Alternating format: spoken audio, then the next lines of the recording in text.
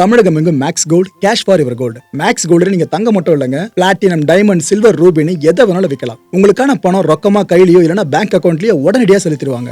Market மதிப்பை விட 100 ரூபாய் ஒரு கிராமுக்கு உங்களுக்கு கூடுதலாக கிடைக்கும். தமிழ்நாடு முழுக்க டோர் ஸ்டெப் சர்வீஸும் இவங்க ப்ரொவைட் பண்றாங்க. உங்களுக்கு கோல்ட விற்கணும்னா அதுக்கு ஒரே ஒரு பெஸ்ட் பிளேஸ் மேக்ஸ் கோல்டு தான். கால் 04445454545. வணக்கம், நான் உங்கள் கார்த்திக் மாயகுமார். இன்னைக்கு நம்மளோட சினி மாயம் ஷோல ரிவ்யூ பண்ண போற படம் பராசக்தி. நாடெங்கும் அனைத்து மாநிலங்களிலும் இந்தியை அதிகாரப்பூர்வமாக ஆட்சி மொழியாக்கும் சட்டம் இயற்றப்பட உள்ளது. கிளாஸ் படிச்ச என்ன படிக்காத தற்கூரி ஆக்கிட்டாங்க. அப்போ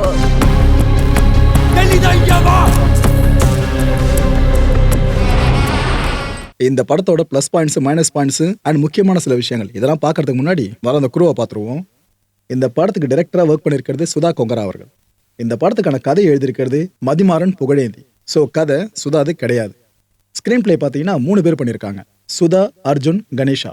அண்ட் டயலாக் ரைட்டர்ஸ் பார்த்தீங்கன்னா சுதா, அர்ஜுன், மதன் கார்கி அண்ட் ஷான். படத்தில் யார் யார் நடிச்சிருக்காங்கன்னு பார்த்தீங்கன்னா எஸ்கே, ரவிமோகன், அதர்வா, ஸ்ரீலீலான்னு ஒரு பெரிய நடிகர்கள் பட்டாலும். சினிமோட்டோகிராஃபி ரவிகே சந்திரன் பண்ணியிருக்காருங்க. இது நீங்கள் ஸ்க்ரீனில் பார்க்குறப்ப நல்லாவே தெரியும், இந்த மனுஷனோட கைவண்ணம். எடிட் பண்ணியிருக்கிறது சதீஷ் சூர்யா அவர்கள். Music GV Prakash Kumar. அண்ட் இந்த படத்தை ப்ரொடியூஸ் பண்ணியிருக்கிறது டான் பிக்சர்ஸ். இந்த படத்தை பார்த்தீங்கன்னா தமிழ் அண்ட் தெலுங்கு இந்த 2 மொழி பேசும் மக்களோட ஒற்றுமை இருக்குல்ல, இதை பெருசாக சித்தரிச்சிருப்பாங்க. ஆக்சுவலாக படத்தோட கோரே பார்த்தீங்கன்னா ஹிந்தி திணிப்புக்கு எதிரான படம். ஆனால் இந்த 2 மொழி பேசும் மக்கள் சார்ந்த ஒற்றுமை பிணைப்பு பயங்கரமாக காமிச்சிருப்பாங்க. காரணம் வேறு என்னவா இருக்க முடியும், படத்தை இயக்குனாங்கன்னா சுதா அவர்கள். அவங்க ஆந்திராவை பூர்வீகமாக கொண்டவங்க.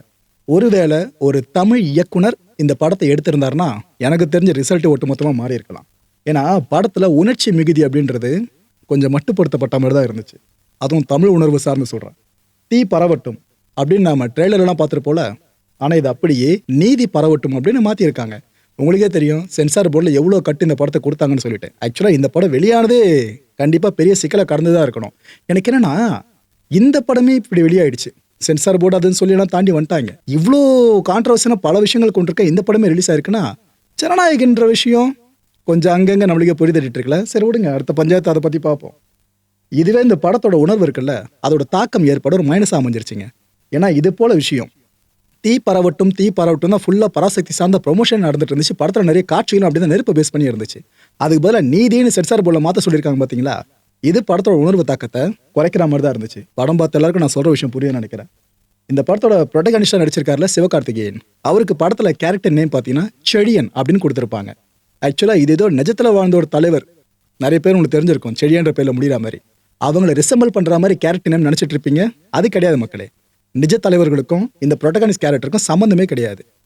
செழியன் இதை ஷார்ட்டாக நீங்கள் சுருக்குனீங்கன்னா 3 எழுத்துக்கள் இருக்குல்ல, அதை மட்டும் பொருத்தி பார்த்தா சேனு வரும்.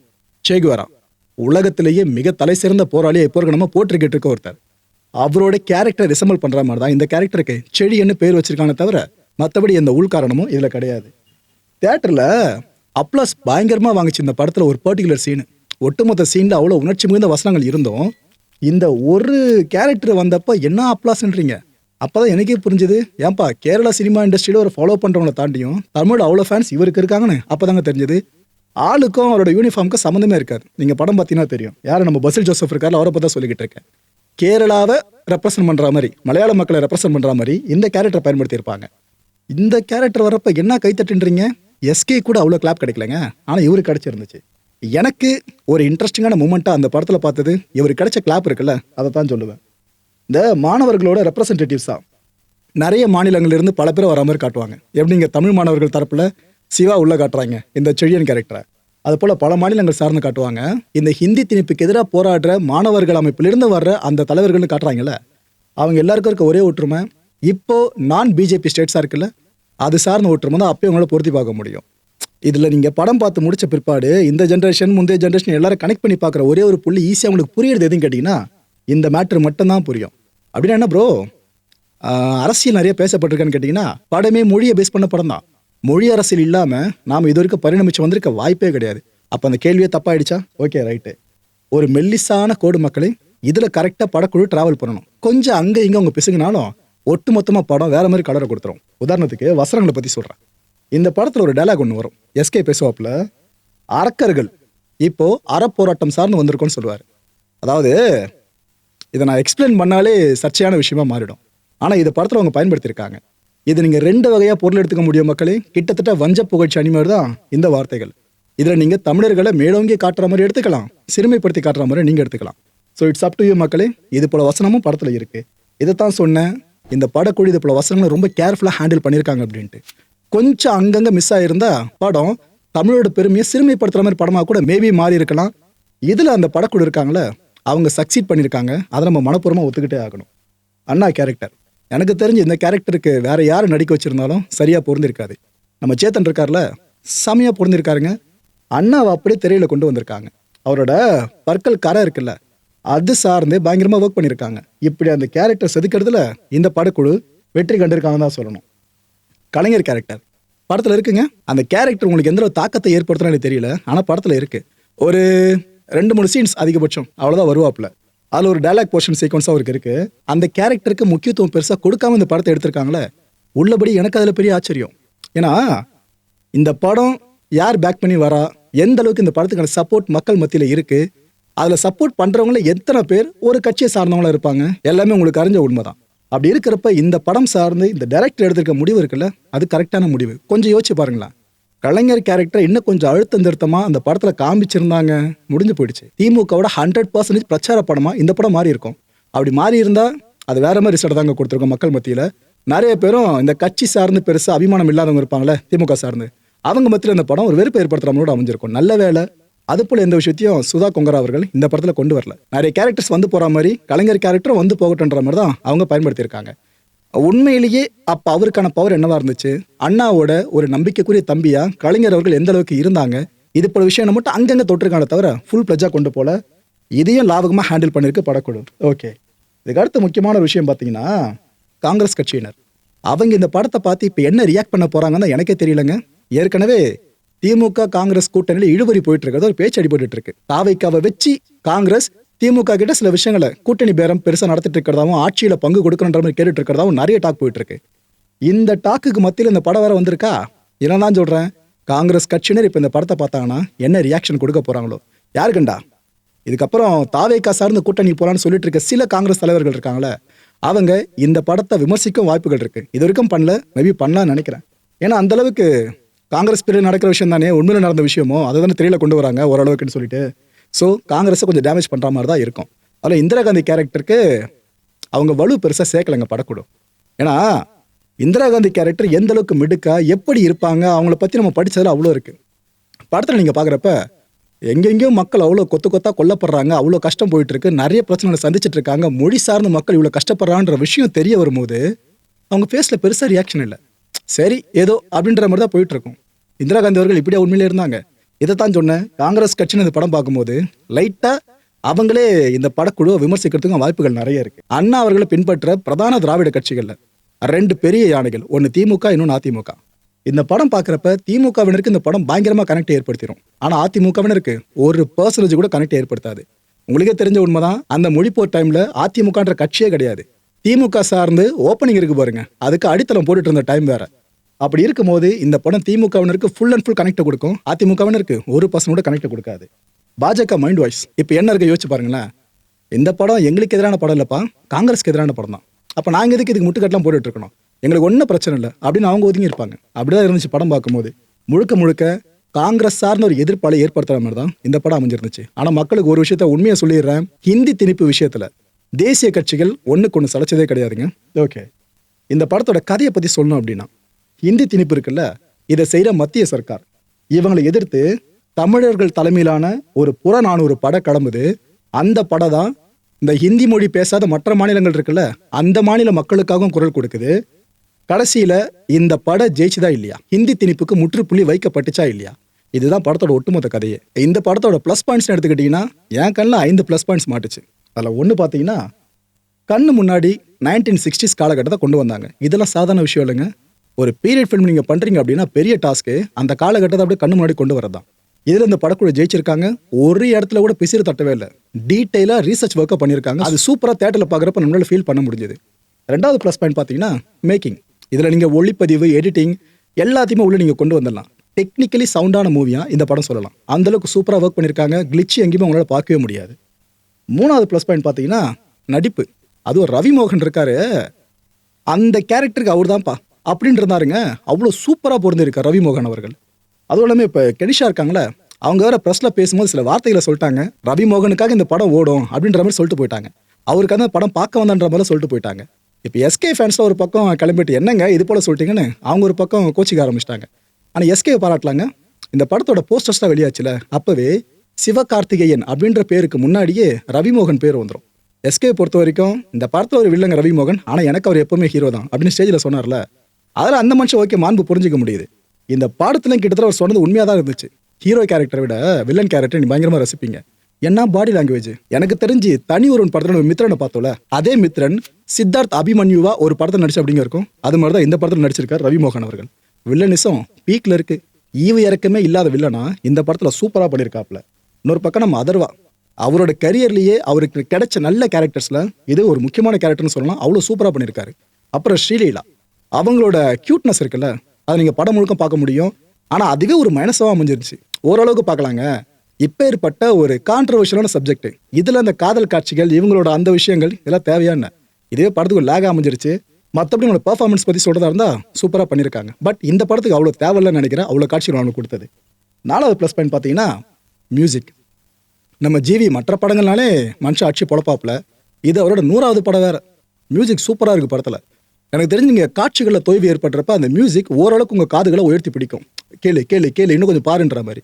அந்தளவுக்கு ஒவ்வொரு சீனையும் எஸ்கலேட் பண்ணுறதுல நம்ம ஜிவி ஜெயிஸ்டாருக்கு இந்த படத்தில். 5வது ப்ளஸ் பாயிண்ட் பார்த்தீங்கன்னா இந்த காலகட்ட தலைமுறையினர் இருக்காங்களே, அவங்களுக்கு மொழிப்போர் தியாகிகளை படக்குழு அறிமுகப்படுத்தியிருக்காங்க. அதில் இந்த படக்குழு மனமாற பாராட்டே தீரணும். ஆனால் என்ன ஒரே ஒரு வருத்தம், படம் முடிஞ்சு அதுக்கப்புறம் தான் அந்த ஃபோட்டோஸை ஒன்று ரிவீல் பண்ணுவாங்க. அது எனக்கு தெரிஞ்சு பட்டு பட்டு பட்டுன்னு போகாமல் இருந்துச்சு. அந்த ஃபோட்டோஸையும் காண்பிச்சு அவங்கள பற்றிய சில விஷயங்களை படக்குழு சொல்லியிருந்தாங்கன்னா, இல்லைன்னா அவங்க கேரக்டர் உண்மையிலேன்னு சொல்லிட்டு படத்தில் கொண்டு வந்திருந்தாங்க அப்படின்னா இன்னும் சூப்பராக இருந்திருக்குங்க. அந்த மொழிப்பற்று சார்ந்து நமக்கு ஒரு பெரிய ஆச்சரியக்குரிய ஏற்பட்டிருக்கும். அவங்கெல்லாம் போட்ட விதை தான் நாம் இங்கே நிம்மதியாக படிச்சுக்கிட்டு இருக்கோன்ற விஷயம் நம்மளுக்கு புரிய வந்திருக்கும். ஆனால் படக்குழு படத்துக்குள்ளே பெருசாக அதை வைக்காம இன்செட்டா படம் முடிஞ்ச பிற்பாடு காமிச்சிருந்தாங்க. பரவாயில்ல, அட்லீஸ்ட் அவங்களோட முகங்களையாச்சும் அவங்களோட பேர்களையாச்சும் இந்த தலைமுறைக்கு அறிமுகப்படுத்தியிருக்காங்களே, அது ஒரு படத்துக்கு ப்ளஸ் பாயிண்ட்டை நான் பார்க்குறேன். இந்த பராசக்தி படத்துக்கான ப்ளஸ் பாயிண்ட்ஸ் 5 சொன்னா, மைனஸ் பாயிண்ட்ஸ்னு எடுத்துக்கிட்டிங்கன்னா அதுதான் அதிகமாக இருக்குது. 8 மைனஸ் பாயிண்ட்ஸுங்க. இல்லை முதல் மைனஸ் பாயிண்ட் என்னன்னா, இந்த படத்துக்கான இன்ட்ரோ ஸ்லைடு இருக்குல்ல, அதுவே ரொம்ப நேரம் ஓடும். மற்ற படங்களில் சொல்லுவாங்க பார்த்தீங்களா, இந்த படத்தில் இதெல்லாம் கற்பனைன்ற மாதிரி சில விஷயங்கள் ஓடும் பாருங்க. இதே மாதிரி தான் இந்த படத்துலையும் சொல்லுவாங்க. சென்சார் போர்டில் இது போல் சொல்லி வைக்க சொன்னாங்களான்னு தெரியல, அந்த இன்ட்ரோ ஸ்லைடை உங்களுக்கு ஒரு லேகை ஏற்படுத்திடும். அவங்க பாட் நிறுத்தி நிதானமாக பொறுமையாக படிச்சுக்கிட்டு இருப்பாங்க. எனக்கு என்னன்னா, கான்ஃபிடென்ட்டாக ஒரு படத்தை கொடுக்குறாங்க படக்குழு அப்படின்னா, அந்த இன்ட்ரோ ஸ்லைட்லேயே மக்கள் பார்க்குறவங்கள ஒரு மாதிரி தொய்வடைய வச்சுட்டா, அப்படியே அவங்கள பொறுமையாக அமர வச்சிட்டிங்க அப்படின்னா எப்படி படம் முழுக்க ட்ராவல் பண்ண முடியும்? இது ஒரு பெரிய லேகாக நான் பார்க்குறேன் படத்தோட ஆரம்பத்திலேயே. 2வது, சினிமாத்தனம் படத்தில் பெருசாக இருக்கவே இருக்காது. கிட்டத்தட்ட ஒரு டாக்குமெண்ட்ரி ஃபிலிம் இருக்குல்ல, அதை பார்க்குற டச்சை கொடுத்துருக்காங்க பராசக்தி படம். ஒரு படத்துக்கு சினிமாத்தனம் உச்சத்தில் இருந்தாலும் பிரச்சனை, ஓவர் பில்டப் அதுன்னு சொல்லிட்டு சினிமாத்தனமே இல்லாமல் போனாலும் பிரச்சனை. அதுக்கு நடுவில் ட்ராவல் பண்ணுறது தான் அந்த கேப்டன் ஆஃப் த ஷிப் இருக்காங்களே டைரக்டர், அவங்களோட வேலை. பட் இந்த வேலையில் கொஞ்சம் சொதப்பு இருக்க மாதிரி இருக்குங்க. சினிமாத்தனம் மட்டும் இந்த படத்துக்கு கொஞ்சம் அது இதுன்னு கொஞ்சம் கொடுத்துருந்தாங்கன்னா படம் இன்னும் கொஞ்சம் ஸ்பீடாக போயிருக்கலாம். அந்த டாக்குமெண்ட்ரி ஃபிலிம்ன்ற டச்சு நம்மளுக்கு வராமல் இருந்திருக்கலாம். பட் அந்த இடத்துல கொஞ்சம் லேக் ஆகிட்டாங்க. 3வது மைனஸ் பாயிண்ட் என்னன்னா, சிவகார்த்திகேயனுக்கு இந்த கேரக்டர் செட் ஆகலை. இதை ஓப்பனாக சொல்லியே ஆகணும்னு நினைக்கிறேன். இவர் அமரனில் நம்ம பார்த்தோம் பார்த்தீங்களா, வேற லெவலில் இருந்தாப்புல எஸ்கே. அதை எஸ்கேவை தாண்டி இன்னொரு ஹீரோ நீங்கள் வச்சே பார்க்க முடியாது. ஆனால் இப்போ சிவா சொல்லியிருக்காருல, அமரனை விட ஒரு படி மேலே பராசக்தின்னு சொல்லிட்டு, அதை ஒத்துக்க முடியாதுங்க. ஏன்னா இந்த படத்தில் அவருக்கான கேரக்டர் ரிசம்பிளேஷன் இருக்குல்ல, அது அந்தளவுக்கு உங்களுக்கு கனெக்டே ஆகலை. உங்களுக்கு ஒரு ஃப்ரேம்லையும் சூர்யா தான் கண்ணு முன்னாடி வந்துட்டு போவாப்புல. நீங்கள் படம் பாருங்க, அப்போ உங்களுக்கே புரியும். சூர்யா கண்ணு முன்னாடி வந்துட்டு போவார். சூர்யாவே நடிச்சிருந்தாலும் இந்த படத்தை இதுக்கு மேலாம் எலிவேட் பண்ணியிருக்க முடியாது. நான் அதையும் இங்கே தெளிவாக சொல்லிடுறேன். ஏன்னா பல பேர் சொல்லுவீங்க, எஸ்கே வேலை சூர்யா பண்ணி தான் செமையாக இருந்திருக்குப்பா படம் அப்படின்ட்டு. ஒரே ஒரு நடிகரை வச்சு மட்டும் படம் ஹிட்லாம் சொல்ல முடியாதுங்க. எல்லாரும் சேர்ந்து உழைக்கணும், எல்லாமே சேர்ந்து அவுட்புட் கிடைக்கணும். அது ஒரு மேஜிக் தான் படம் ஹிட் அடிக்கிறது. அந்த வகையில் எஸ்கேக்கு இந்த ப்ரொட்டகனிஸ்ட் கேரக்டர் இந்த படத்தில் பெருசாக சூட் ஆகலை. ஏன்னா அவர் டயலாக் பேசும்போதெல்லாம் கூட ஆரம்பத்தில் அழுத்தம் திருத்தமான டயலாக் கூட மேலோட்டமாக பேசுகிறாப்புல. செகண்ட் ஹாஃபுக்கு அப்புறம் தான் அவர் பேசுகிற டயலாக்ல பஞ்சே வருது. ஆனால் இது ஆரம்பத்துலேருந்தே பண்ணணும். ஏன்னா ஒரு போராளி மனநல அப்படின்றதுக்குள்ள கேரக்டர் வந்திருக்கணும். பட் இவர் அந்த கேரக்டர் அந்த படத்தில் மாறலன்றதா ஃபர்ஸ்ட் ஹாஃப் பார்க்குற வரைக்கும் எனக்கு தெளிவாக புரிஞ்சுது. 4வது மைனஸ் பாயிண்ட் என்னன்னா, நிஜமாக நடந்த நிறைய விஷயங்கள், போராட்டங்கள், ஹிந்தி திணிப்புக்கு எதிரான போராட்டங்கள், அதை பேஸ் பண்ணி மிக முக்கிய வரலாற்று படம் ஒன்று எடுக்கிறோம் அப்படின்னா அதில் நாம சாலிடாக நிற்கணும். உண்மைதான் அப்படின்னு அடித்து பேசி அந்த படத்தை எடுத்துருக்கலாம். ஏன்னா உண்மையாச்சு, அவ்வளோ நம்ம போராடி இருக்கோம், அவ்வளோ பேர் உயிர் எடுத்திருக்காங்களே நம்ம மொழி போராட்டத்துக்காக. அப்படி இருக்கிறப்ப அந்த ஒரு போல்ட்னஸை படக்குழு மிஸ் பண்ண மாதிரி ஆயிடுச்சுங்க. ஏன்னா இந்த வரலாறுகளை பற்றி கண்டிப்பாக நீங்கள் படிச்சிருப்பீங்க. அது நீங்கள் படத்தில் பார்க்கும்போது இவ்வளோதான்ன்ற மாதிரி தோண ஆரம்பிச்சிடும். பட் எவ்வளவோ இருக்கு மக்களே. அந்த உண்மைத்தன்மையை அவங்க அறிவிச்சே படமாக எடுத்திருக்கலாம். பட் இது சென்சார் போர்டு எதனா சொல்லி மாற்ற சொன்னாங்களா இல்லை படக்குழு எடுத்த முடிவான்னு தெரியல. அது ஒரு சின்ன லேக் மாதிரி தான் இருந்துச்சு. 5வது மைனஸ் பாயிண்ட் என்னன்னா, இந்த தலைமுறைன்னு இருக்காங்களே ஜென்சி, இவங்களுக்கு இந்த படம் பெருசாக ஒட்டாது. இது ஓப்பனாக ஒத்துக்கிட்டே ஆகணும். ஏன்னா இந்த படம் உங்களுக்கு முழுமையாக புரியணும் அப்படின்னா மொழிப்போர் சார்ந்து இதுக்கு முன்னாடி என்னென்ன விஷயங்கள் நிஜத்தில் நடந்துச்சோ அதெல்லாம் உங்களுக்கு தெரிஞ்சிருக்கணும். அப்போ எந்த கட்சி ஆட்சியில் இருந்துச்சு, மத்தியில் மாநிலத்தில் என்னென்ன இஷ்யூஸ் போயிட்டு இருந்துச்சு பொலிட்டிக்கல் ரீதியாக, இதெல்லாம் உங்களுக்கு தெரிஞ்சிருக்கணும். அப்படி தெரிஞ்சு நீங்கள் படம் பார்த்தீங்கன்னா ஓகேப்பா ஒரு நல்ல உண்மையான விஷயத்த முடிஞ்ச அளவுக்கு திரையில ப்ரெசென்ட் பண்ணியிருக்காங்க அப்படின்ற ஒரு கன்வீனியன்ஸ் சைட்டுக்கு நீங்கள் போயிடுவீங்க. ஆனால் என்னன்னா நிறைய பேர் அந்த படம் பார்த்து பொலிட்டிக்கலாக பொறுமையாக போகுது, கேம் ஆஃப் த்ரோன்ஸ்லாம் பொலிட்டிக்கலாக பொறுமையாக நகரும், ஆனால் அது முடிகிற இடம்லாம் வேற லெவலில் கூஸ் பம்பை கொடுக்கும், அது போல் மூமெண்ட் இருக்கும்னு நினச்சி இல்லையே அப்படின்னு ஏமாற்றோட தான் வருவாங்க. ஸோ கனெக்ட் இந்த ஜென்ரேஷன் இந்த படம் பெருசாக ஆகாது. 6வது மைனஸ் பாயிண்ட் என்னன்னா, ஸ்க்ரீன் பிளே சொதப்பலைங்க. ரைட்டிங் இந்த படத்துக்கு இந்த மாதிரி படத்துக்கு பெஸ்ட்டாக இருந்திருக்கணும், அங்கே சொதப்பிருக்காங்க, சரியாக எழுதலைன்றதா லிட்டரலாக தெரியுது. நான் என்ன திறமை எதிர்பார்த்தேன், 20 படம் பார்த்துருப்பீங்க, அதுவும் முழுக்க முழுக்க பாலிடிக்ஸை பேஸ் பண்ண படம் தான், அதுவும் 2 துருவங்களை பேஸ் பண்ண படம். அதான் படத்துக்கு டைட்டில் 20. அப்பேற்பட்ட படத்தில் பார்த்தீங்கன்னா எல்லாமே ப்ளஸ் தான், மைனஸ் நீங்கள் கண்டே பிடிக்க முடியும், எல்லாமே ப்ளஸ் தான். ஸ்க்ரீன் பிளேலாம் அப்படி பண்ணியிருப்பாங்க. பாலிடிக்ஸ் பேஸ் பண்ணி ஒரு படம் அந்த அளவுக்கு ஸ்க்ரீன் பிளே பண்ணி ஜெயிக்க முடியுது அப்படின்னா பராசக்தியும் ஜெயிச்சிருக்கலாம். ஆனால் ஸ்க்ரீன் பிளேல சொதப்பினால தான் கொஞ்சம் படம் சுமார்ன்ற மாதிரி டாக்க நிறைய பேரை சொல்ல வேண்டியதாக போயிடுச்சுங்க. 7வது மைனஸ் பாயிண்ட் என்னன்னா, வசனம். இது மாதிரி படங்களுக்கு வசனம் ரொம்ப ரொம்ப ரொம்ப ரொம்ப முக்கியம். அதுவும் வசனத்தில் ஒருத்தர் மட்டும் இல்லை, அவ்வளோ பேர் ஒர்க் பண்ணியிருக்காங்க. மதன் காரிக்கு அந்த டீமில் இருந்திருக்காரு. பட் வசனங்கள் போதிய அளவுக்கு பலமாக நங்கூரம் போட்ட மாதிரி நச்சுன்னு இருந்துச்சுன்னு கேட்டிங்கன்னா இல்லை. இது மற்ற படங்களோட கம்பேர் பண்ணுறப்ப வசனம் சூப்பராக இருக்குன்னு சொல்லலாம். ஆனால் இது மாதிரி தரமான படங்கள் இருக்குல்ல, ஹிந்தி திணிப்புக்கு எதிரான படம்னு சொல்லிட்டு இதில் வசனம் அவ்வளோ தூரம் வீரியமாக இருந்திருக்கணும். பட் இங்கே மிஸ் ஆகிருக்குங்க. பழைய பராசக்தி படம் பார்த்துருக்கீங்களா? அதில் பகுத்தறிவு பேசுகிற ஒரு கேரக்டர், அந்த கேரக்டர் பேசுகிற வசனங்களை இப்போ கூட நீங்கள் கேட்டு பாருங்கள், கனெக்ட் ஆவீங்க. அதுதான் டயலாக். அவரோட கை ஒன்றும் வேற லெவல் தான் எப்போவுமே. 8வது மைனஸ் பாயிண்ட் என்னன்னா, தேவையற்ற பாடல் காட்சி. பாடல் அதுவே இந்த படத்துக்கு தேவையில்லை சொல்ல போனால். இன்டர்வல் முடிஞ்சது ஒரு பாட்டு ஓப்பன் பண்ணுறாங்க, எதுக்குன்னே தெரிலங்க. மற்ற படங்களில் ஒரு தப்பை திரும்ப திரும்ப பண்ணுவாங்கல்ல, ஏதோ ஹீரோயின் இருக்காங்க, ஹீரோ இருக்காரு, டூயட் பாடியே திரும்ப கட்டாயத்தில் வைப்பாங்க பாருங்க, பிஸ்னஸ்னாலே என்னவோ தெரியல. அது போல பாடல் இந்த படத்துல வந்திருக்கு.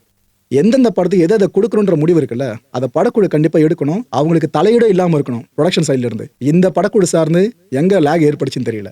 ஸோ பாடல் பிளேஸ்மெண்ட்டையும் அவங்க சொதப்பிருக்காங்க. நல்லா விறுவிறுன்னு படம் இப்போ தான் டேக் ஆஃப் ஆக போகுதுன்னு நினைக்கிறப்ப ஒரு டூயட் சாங், எதுக்கு இதெல்லாம்? ரைட்டு, என் மனசில் பட்ட விஷயங்களை ஓப்பனாக உங்ககிட்ட ஷேர் பண்ணிட்ட மக்களே.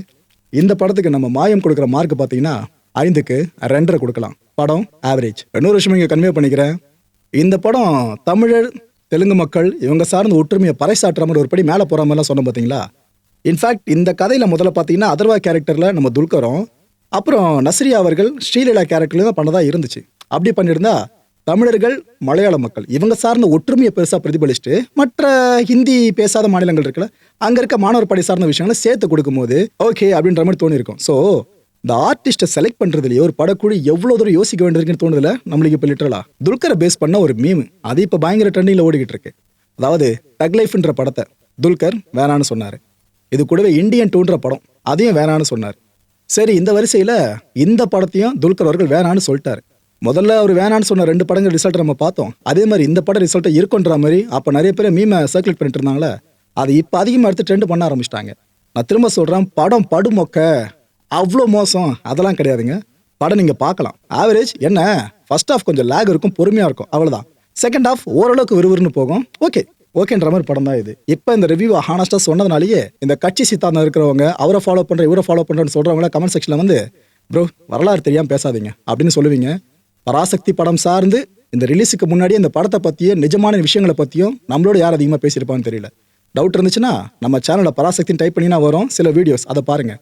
உண்மையிலே என்னென்ன விஷயங்கள் நடந்துச்சு, மொழிப்போரில் உயிர் நீத்த தியாகிகள் இருக்காங்களே அவங்க சார்ந்த டீட்டெயில்ஸ் என்னென்ன எல்லாமே உங்களுக்கு தெரிய வரும் மக்களே. நம்ம சேனலில் தான் இருக்க அந்த வீடியோஸும் மறக்காமல் பாருங்கள். இன்னொரு விஷயம் இங்கே ஷேர் பண்ணி ஆகணும், ஒருவேளை ஜனநாயகன் படம் மட்டும் ரிலீஸ் ஆகி இருந்து அந்த படம் மொக்கையான படம்ப்பா அப்படின்னு பேரை வாங்கியிருந்தாலும் கூட அது பராசக்தியை ஓவர்டேக் பண்ணியிருக்கோம். ஸோ இதை வச்சு நீங்கள் புரிஞ்சுட்டு இருந்திருக்கலாம் பராசக்தி படம் எந்த அளவுக்கு இப்போ இருக்க ரசிகர்களால் அதில் கொண்டாடப்படுது அப்படின்னு சொல்லிட்டு. ஒரு வகையில் பராசக்தி படம் ஒரு 25% வரைக்கும் பிரச்சார படம்னு சொல்லலாம், மாற்று கருத்து இல்லை. நல்ல வேளை ஒரு சில அரசியல் தலைவர்கள் சார்ந்து கலைஞர் அவர்கள் சார்ந்தோ மற்ற எதனா முக்கியமான அரசியல் ஆளுமைகள் சார்ந்தோ படத்தில் ரொம்ப டெப்த்தாக காமிச்சு அவங்கள ப்ரொட்டகனிஸ்டாக சித்தரிச்சிருந்தாங்கன்னா 100% இது ப்ரொபகண்டா மூவியாக மாறி இருக்கும். நல்ல வேலை அது நடக்கல. 25% வரைக்கும் இந்த படம் பகுதி அளவு ப்ரொபகண்டா மூவி தான். நீங்கள் ப்ரொபகண்டா மூவி எடுக்கிறது தப்பில்லை, ஆனால் அது எந்த அளவுக்கு ரசிகர்கள் ரசிக்கும்படியாக தொய்வு ஏற்படாமல் நல்லா விறுவிறுன்னு கொடுக்குறீங்க, நல்லா எழுதுறீங்க, இதுதான் முக்கியம். அதான் இந்த படத்தில் மிஸ் ஆயிருக்கு. மக்களை இந்த கான்டென்ட்டை பொறுத்தவரைக்கும் நாமெல்லாம் சிந்திக்க வேண்டியது ஒரே ஒரு விஷயம் தான். சினிமாவை அரசியல் ஆயுதமாக மாற்றிட்டா நல்ல நல்ல படைப்புகள் இருக்குல்ல, அந்த படங்கள் வரும்போது அதையும் ரசிகர்கள் கொண்டாட முடியாத சூழலுக்கு தள்ளப்படுவாங்க. எப்படின்னு கேட்குறீங்களா? தெளிவாக சொல்கிறேன். இப்போ ஜனநாயகன் படம் மட்டும் ரிலீஸ் ஆயிருந்துச்சுன்னா இந்த பராசக்தி கூடவே என்ன ஆயிருக்கும்? டிவிகேவை சப்போர்ட் பண்ணுறவங்கெல்லாம் ஜனநாயகன் படம் ஆக ஓகோன்னு சொல்லியிருப்பாங்க. ஓரளவுக்கு படம் சுமாராக இருந்தாலும் கூட ஆக ஓகோன்னு சொல்லியிருப்பாங்க. பராசக்தி படம் ஒருவேளை பிளாக் பஸ்டர் ஹிட் அடிக்கிற லெவலுக்கு இருந்தாலும் இல்லைப்பா அது ரொம்ப மொக்கப்பா அப்படின்னு இவங்க சைடில் சொல்லுவாங்க. இவங்க பண்ணுறதே தான் அந்த பக்கம் ஆளுங்கட்சி சார்ந்து அபிமானம் கொண்டவங்க இருப்பாங்களே இவங்க பண்ண ஆரம்பிச்சிருப்பாங்க. ஸோ ஒரு படத்தை படமாக பார்க்குற விஷயம் இருக்குல்ல, அது அப்படியே மழுங்கடிக்கப்பட்டுரும்.